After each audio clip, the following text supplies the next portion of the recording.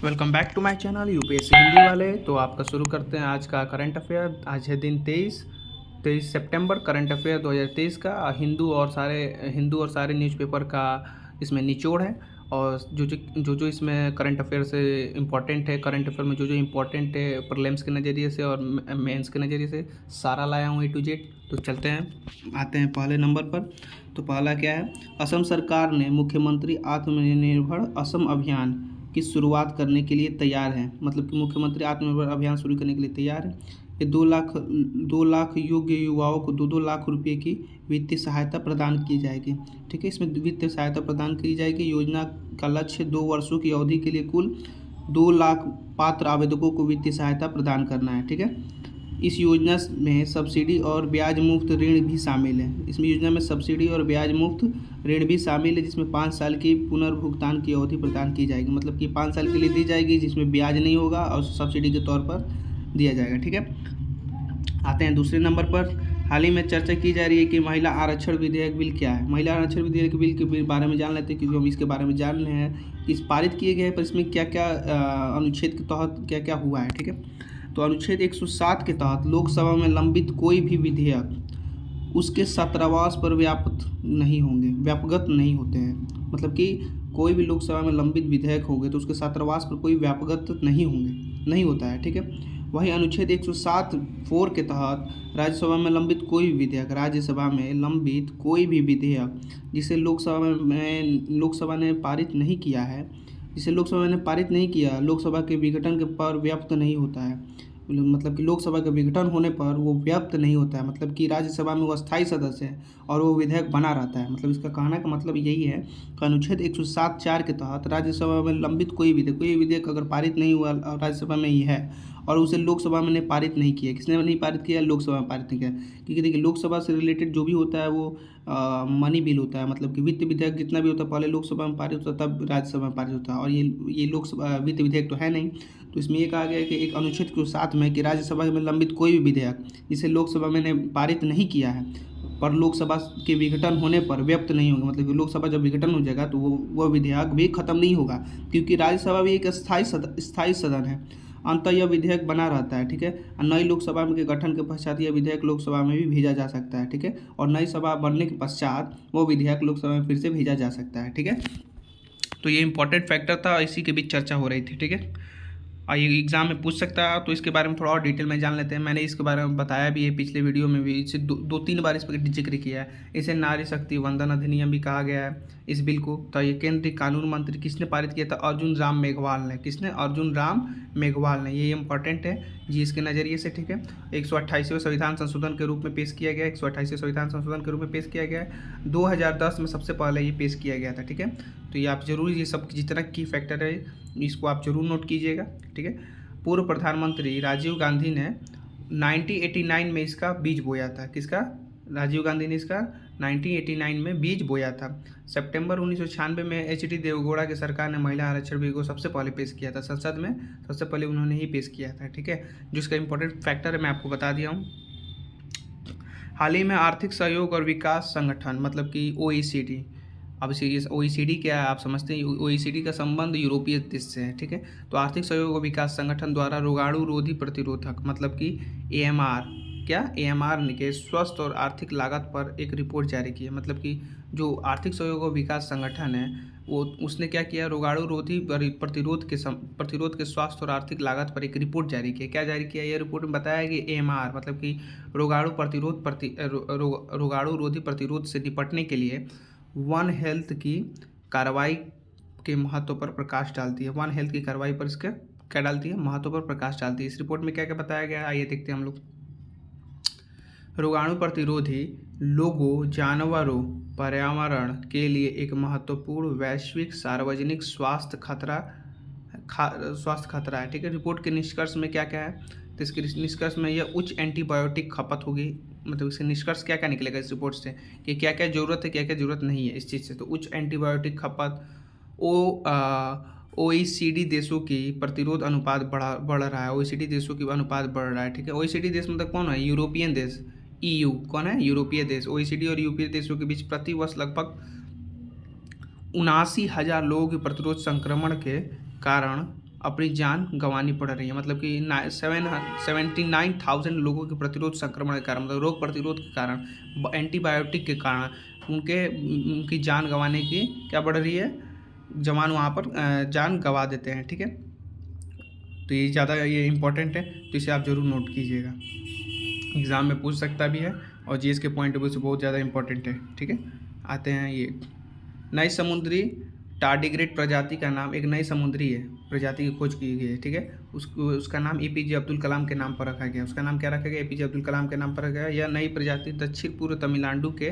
मंडपम में खोजी गई है। दक्षिण पूर्व मतलब कि जो नीचे है, दक्षिण पूर्व तमिलनाडु के मंडपम में खोजी। ये जीन्स, इस जीन्स का क्या कहा जाता है, बंटिलिप्स कहा जाता है। क्या बोलते हैं, बंटिलिप्स की संबंधित है ये जीन्स, बंटिलिप्स से संबंधित है।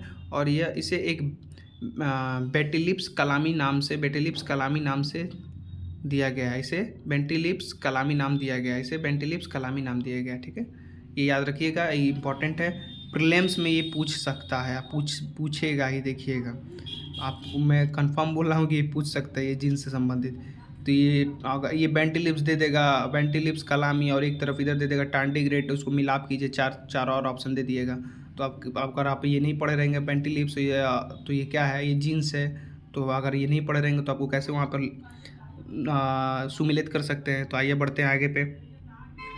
यह भारतीय जल क्षेत्र में खोजा जाने वाला दूसरा समुद्री टार्डिग्रेड है। मतलब कि भारतीय जल क्षेत्र में खोजा जाने वाले क्या है, दूसरा समुद्री टार्डिग्रेड है। ये सेकंड समुद्री टार्डिग्रेड है। यह जीन्स बेटिलिप्स में 37वीं प्रजाति है।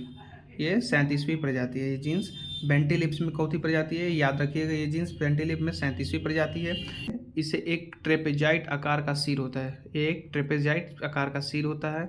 ठीक है, ये एक ट्रेपेजाइट आकार का सिर होता है, मतलब कि ऐसे होता है ये, हाँ, और उसके एक इधर पैर, एक इधर पैर, एक इधर पैर, चार इधर पैर होते हैं। ठीक है, ट्रेपेजाइट आकार का होता है और मुंह में कैसा होल टाइप में होता है। ठीक है, ट्रेपेजाइट आकार का सिर होता है और मादाएं नर की तुलना में थोड़ी बड़ी होती है। मादाएं, जो मादा होती हैं, वो नर की तुलना में थोड़ी बड़ी होती है। तो इसके ये इंपॉर्टेंट क्वेश्चन ये पूछ भी सकता है टार्डिग्रेड के संबंध में। ठीक है, टार्डिग्रेड्स के बारे में, ये छोटे जानवर होते हैं तो जिनका आकार माइक्रोमीटर में होता है, जिनका आकार माइक्रोमीटर सूक्ष्म रूप में होता है। ठीक है, और यह सूक्ष्मदर्शी के अध्ययन करने के अनुसार पानी में रहने वाले इन जानवरों को जलभालू भी कहा जाता है। क्यों जलभालू के नाम से जाना जाता है, क्योंकि ये ऐसे दिखते हैं।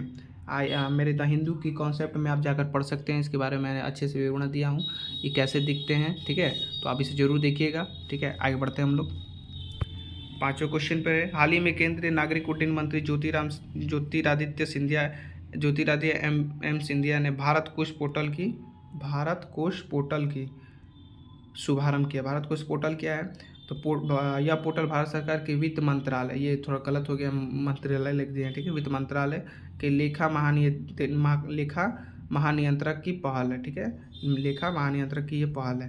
ठीक है, तो ये वित्त मंत्रालय के लेखा महानियंत्रक की पहल है, तथा साथ ही यह प्रीपेड वॉलेट के रूप में भी कार्य करता है। ठीक, इसका उद्देश्य क्या है, इसका उद्देश्य वेब आधारित पोर्टल के माध्यम से उपयोगकर्ताओं को इंटरनेट आधारित भुगतान प्रौद्योगिकी का उपयोग करके सरकारी खातों में पैसा जमा करना। ठीक है, और 24/7 इलेक्ट्रिक सेवाओं प्रदान करना। ठीक है, 24/7 इलेक्ट्रिक सेवा प्रदान करना। ठीक है, या किसी भी